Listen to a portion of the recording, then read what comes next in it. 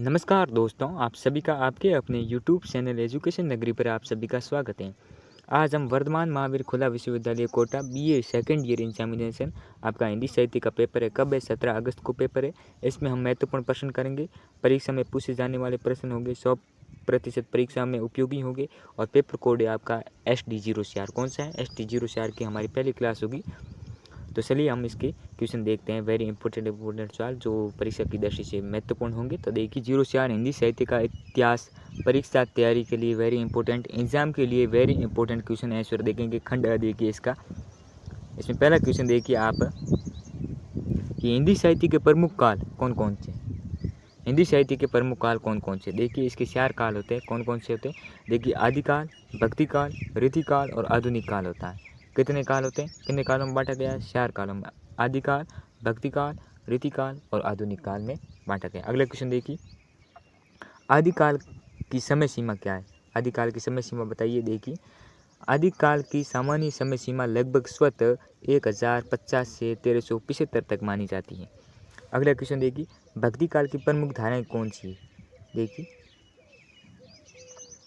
भक्ति काल की 2 प्रमुख धाराएं हैं। एक है निर्गुण भक्ति धारा और एक है सगुण भक्ति धारा। निर्गुण में ज्ञान आश्रय और प्रेम आश्रय शाखाएं तथा सगुण में राम और कृष्ण भक्ति शाखाएं होती हैं। अगला क्वेश्चन देखिए आप, निर्गुण भक्ति की 2 शाखाएं कौन सी होती है? देखिए, 2 शाखाएं होती है। एक है ज्ञान आश्रय शाखा और एक होती है प्रेम आश्रय शाखा। 2 प्रकार की शाखाएं होती है, आप देख सकते हो। अगला क्वेश्चन है आपका कि सगुण भक्ति की 2 शाखाएं कौन सी? तो इसमें देखिए 2 शाखाएं होती है इसकी, राम भक्ति शाखा और कृष्ण भक्ति शाखा होती है। वेरी इंपॉर्टेंट सवाल है जो पहले परीक्षाओं में पूछे गए बी सेकेंड ईयर एग्जाम में। वह क्वेश्चन है, कबीर किस भक्ति धारा के कवि हैं? कबीर है किस भक्ति धारा के कवि है? देखिए, कबीर निर्गुण ज्ञान आश्रय भक्ति धारा के प्रमुख कवि है। किसकी बात हो रही है? कबीर की। अगला क्वेश्चन देखिए, सूरदास किस भक्ति शाखा के कवि है? सूरदास भी सगुण के। किसके? स से याद रखना सगुण, कबीर को आप याद रखना निर्गुण। तुलसीदास की प्रसिद्ध रचनाओं का नाम बताइए। देखिए, तुलसीदास की सबसे प्रसिद्ध रचना है रामचरितमानस। कौन सी? रामचरितमानस। अगला क्वेश्चन देखिए कि बिहारी की प्रसिद्ध रचना कौन सी है? तो बिहारी की प्रसिद्ध रचना बिहारी सतसई। कौन सी है? बिहारी सतसई रचना है। अगला क्वेश्चन देखिए आप कि हिंदी साहित्य के इतिहास में श्रवणक युग किस काल को कहा जाता है? हिंदी साहित्य के इतिहास में सामान्यतः भक्ति काल को श्रवण युग कहा जाता है। कौन सा काल? भक्ति काल। भक्ति काल का अगर हम बात करते हैं काल, तो आपका होगा 1450 से लेकर 1650 के बीच का काल भक्ति काल कहलाता है। आगे देखिए, अब खंड ब देखिए। इसमें पहला क्वेश्चन देखिए कि आदिकाल के नामकरण पर प्रकाश डालिए। किसकी बात हो रही है? आदिकाल की। तो आप देखिए कि हिंदी साहित्य के प्रारंभिक काल को अलग अलग इतिहासकारों ने अलग अलग नाम दिए। आचार्य रामचंद्र शुक्ल ने इसे वीर गाथा काल कहा। उसके अनुसार इस काल में वीरता और युद्ध वर्णन से संबंधित रचनाएं पर्याप्त मात्रा में मिलती है। कुछ विद्वानों ने इसे सारण काल, संधि एवं सारण काल, आदिकाल आदि नामों से भी संबंधित बताया। इस काल में राज्य आश्रय प्राप्त कवियों और सारणों ने अपने आश्रय दाताओं की वीरता, युद्ध और यश का वर्णन किया है। लेकिन केवल वीर गाथात्मक साहित्य के आधार पर पूरे काल को वीर गाथा काल कहना उचित नहीं माना गया है, क्योंकि इस समय सिद्ध, नाथ, जैन और अन्य धार्मिक साहित्य भी मिलता है। इसलिए वर्तमान में आदिकाल नाम से अधिक व्यापक और उपयुक्त माना जाता है। ये नाम इस काल की विभिन्न साहित्यिक प्रवृत्तियों को समेटता है। वेरी इंपॉर्टेंट है। अगला क्वेश्चन देखिए आप, राम काव्य परंपरा में तुलसीदास के योगदान को बताइए। किसकी बात हो रही है? राम काव्य में तुलसीदास की योगदान। सबसे प्रसिद्ध रचना है आपकी तुलसीदास के आपके रामचरितमानस। राम काव्य परंपरा में गोस्वामी तुलसीदास का स्थान अत्यंत महत्वपूर्ण है। इन्होंने राम के चरित्र को लोग मंगल, मर्यादा और आदर्श जीवन के प्रतीक के रूप में प्रस्तुत किया। तुलसीदास का जन्म हुआ आपके 1532 में। कब हुआ? 1532 में। और 1623 में इनका निधन हुआ, देहांत हुआ। आगे देखिए, उनकी सर्वाधिक प्रसिद्ध रचना आपको बता दी है कि रामचरितमानस है। इसमें राम को आदर्श पुत्र, आदर्श भाई, आदर्श पति तथा आदर्श राजा के रूप में चित्रित किया गया है। तुलसीदास की भाषा सरल है, प्रभावशाली है, जनमान्य है, जन सामान्य के निकट हैं। उन्होंने अवधी भाषा को अत्यंत समृद्ध बनाया। किस भाषा की बात करते हैं? अवधी भाषा को तुलसीदास ने अत्यंत समृद्ध बनाया। उनकी रचनाओं में भक्ति के साथ साथ नीति, लोकमंगल, सामाजिक आदर्श और मानवीय मूल्यों को सुंदर समन्वय मिलता है। तुलसीदास ने राम काव्य को व्यापक जन समाज तक पहुंचाया और हिंदी साहित्य में राम भक्ति को स्थायी प्रतिष्ठा प्रदान की। अगला क्वेश्चन देखिए, सूफी काव्य की प्रमुख विशेषताओं को लिखिए। सूफी काव्य हिंदी भक्ति काल की प्रेम आश्रय निर्गुण धारा से संबंधित है। इसमें लौकिक प्रेम के माध्यम से अलौकिक प्रेम और ईश्वर की प्राप्ति का मार्ग प्रस्तुत किया गया है। सूफी कवियों ने प्रेम को साधना का आधार माना है। उनकी काव्य में प्रेमी और प्रेमिकाओं के संबंध के माध्यम से आत्मा और परमात्मा के संबंध को व्यक्त किया है। सूफी काव्य की प्रमुख विशेषताएं देखिए आप। प्रेम की प्रधानता, ईश्वर प्राप्ति की भावना, लौकिक प्रेम के माध्यम से अलौकिक प्रेम की अभिव्यक्ति, लोक कथाओं एवं प्रेम ख्यानों का प्रयोग, सरल और प्रभावशाली लैंग्वेज यानी कि भाषा, हिंदू मुस्लिम संस्कृति का समन्वय। जायसी सूफी काव्य धारा के प्रमुख कवि हैं। उनकी प्रमुख रचना पद्मावत है। मलिक मोहम्मद जायसी पद्मावत कब लिखी गई? 1540 में लिखी गई, रचना की गई। हिंदी साहित्य में भारतेंदु का योगदान बताइए। किसकी बात हो रही? भारतेंदु की। भारतेंदु हरिश्चंद्र को आधुनिक हिंदी साहित्य का महत्वपूर्ण प्रवर्तक माना जाता। उन्होंने हिंदी भाषा और साहित्य को आधुनिक दिशा प्रदान की। उन्होंने कविता, नाटक, निबंध, पत्रकारिता आदि अनेक क्षेत्रों में साहित्यिक सृजन किया।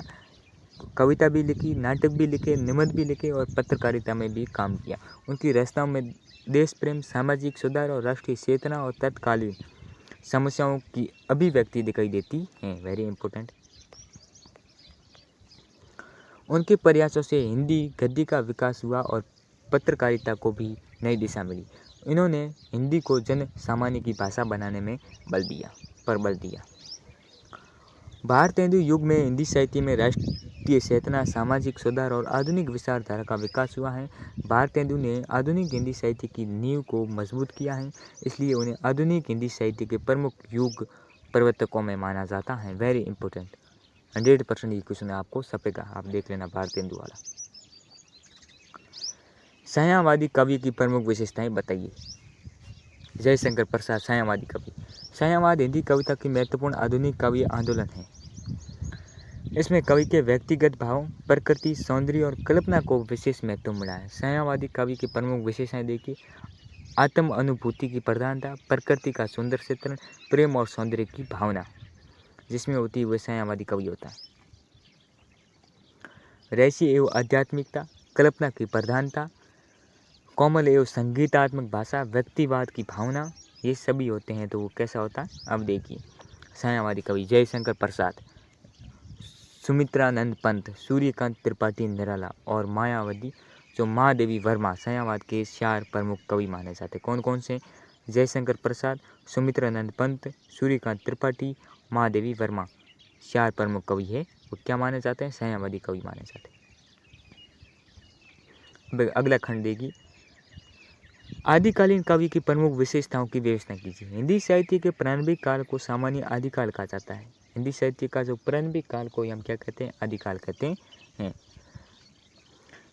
ये हिंदी साहित्य के विकास का प्रारंभिक महत्वपूर्ण समय है। इस काल में अनेक प्रकार की साहित्यिक प्रवृत्तियां दिखाई देती हैं, जैसे कि वीरता की भावना। देखिए, वीरता की भावना। आदिकालीन साहित्य में वीरता और युद्ध का विशेष महत्व है। कवियों ने राजाओं और योद्धाओं के पराक्रम, युद्ध कौशल तथा यश का वर्णन किया। आश्रयदाता की प्रशंसा देखी। उस समय अनेक कवि राजाओं के आश्रय में रहते थे, इसलिए उनकी रचनाओं में आश्रयदाता की वीरता, दानशीलता और महानता का वर्णन मिलता है। धार्मिक साहित्य देखिए, आदिकाल में सिद्ध, नाथ और जैन साहित्य की भी महत्वपूर्ण परंपरा रही है। इनमें धार्मिक साधना, वैराग्य और आध्यात्मिक विचारों की अभिव्यक्ति हुई है। अगला देखिए, लोक भाषा का प्रयोग। इस काल की रचनाओं में तत्कालीन लोक भाषाओं और बोलियों का प्रयोग दिखाई देता है। भाषा में अपभ्रंश और देशिज शब्दों का प्रभाव भी मिलता है। श्रृंगार भावना देखिए, इसमें श्रृंगार शब्द अशुद्ध है ऐसे लिखा जाता है। श्रृंगार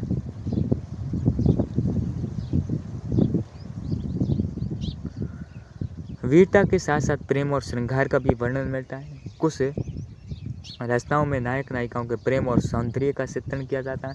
ऐतिहासिक एक कल्पनात्मक तत्व देखिए, आदिकालीन साहित्य में ऐतिहासिक घटनाओं के साथ कल्पना को भी पर्याप्त समावेश मिलता है। कल्पना का भी पर्याप्त समावेश मिलता है। कवियों ने अपने नायकों के चरित्र को अधिक प्रभावशाली बनाने के लिए अतिशयोक्ति का प्रयोग किया है, यानी कि बड़ा सड़कर प्रयोग किया है। इस प्रकार आदिकाल हिंदी साहित्य की आधार भूमि तैयार करने वाला महत्वपूर्ण काल है। इसमें वीरता, धर्म, प्रेम, लोक जीवन और विविध साहित्यिक प्रवृत्तियों का विकास हुआ है आदिकाल की अगर हम बात करते हैं। अगला क्वेश्चन देखिए आप, भक्ति काल की प्रमुख विशेषताओं का विस्तार से वर्णन कीजिए। वेरी इंपॉर्टेंट सवाल है। भक्ति काल हिंदी साहित्य का अत्यंत महत्वपूर्ण काल है। इसे हिंदी साहित्य का स्वर्ण युग भी कहा जाता है। इस काल में भक्ति भावना ने साहित्य को व्यापक रूप से प्रभावित किया। भक्ति काल को मुख्य निर्गुण और सगुण दो धाराओं में विभाजित किया गया। निर्गुण और सगुण दो धाराओं में विभाजित किया जाता है। निर्गुण धारा में ईश्वर को निराकार माना गया। इसकी दो प्रमुख शाखाएं हैं, ज्ञान आश्रय और प्रेम आश्रय। कबीर ज्ञान आश्रय शाखा के प्रमुख कवि है। कबीर कौन से? ज्ञान आश्रय शाखा के, जबकि जायसी मलिक मोहम्मद जायसी प्रेम आश्रय शाखा के प्रमुख कवि है। सगुण धारा में ईश्वर को साकार रूप से स्वीकार किया गया है। इसकी दो प्रमुख शाखाएं, एक तो राम भक्ति है, एक है आपकी कृष्ण भक्ति। तुलसीदास राम भक्ति के तथा सूरदास एक कृष्ण भक्ति के प्रमुख कवि हैं। सूरदास सूरसागर ये इसकी रचना है सूरदास की। भक्ति काल की प्रमुख विशेषताएं देखिए। भक्ति भावना, ईश्वर के प्रति प्रेम, समर्पण और श्रद्धा इसकी मुख्य विशेषता है। सामाजिक चेतना, कबीर जैसे कवियों ने जाति पाति बाह्य आडंबर और धार्मिक पाखंड का विरोध किया। किसने किया? कबीर जैसे कवियों ने। अब देखिए लोक भाषा का प्रयोग। भक्त कवियों ने संस्कृत के स्थान पर जन सामान्य की भाषा में रचनाएं की। मानवतावाद, भक्ति कवि में मानव मात्र के प्रति प्रेम और समानता की भावना दिखाई देती है। गुरु का महत्व, विशेषकर निर्गुण संत परंपरा में गुरु को आध्यात्मिकता मार्गदर्शन माना गया। लोक मंगल, तुलसीदास जैसे कवियों ने साहित्य में लोक मंगल और आदर्श जीवन मूल्यों का महत्व दिया। अगले क्वेश्चन देखिए, निर्गुण काव्य पर लेख लिखिए। किसकी बात हो रही है? निर्गुण काव्य पर लेख लिखिए।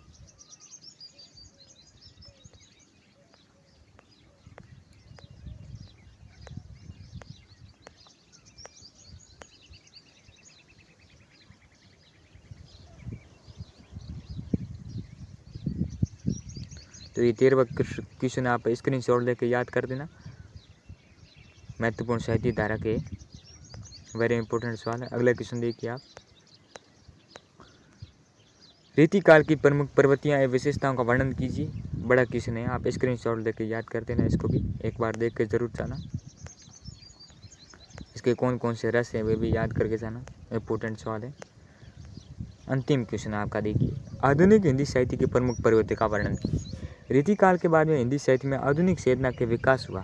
किसका हुआ? आधुनिक चेतना का विकास हुआ। आधुनिक हिंदी साहित्य में सामाजिक, राजनीतिक, राष्ट्रीय और वैज्ञानिक विषयों का प्रभाव दिखाई देता है। आधुनिक हिंदी साहित्य के विकास में भारतेंदु हरिश्चंद्र महत्वपूर्ण योगदान है इनका। ये आप देख लेना स्क्रीनशॉट देके, वेरी इंपॉर्टेंट सवाल है। तो आज के लिए इतना ही, मिलते हैं कल दूसरी क्लास लेकर, तब तक के लिए धन्यवाद।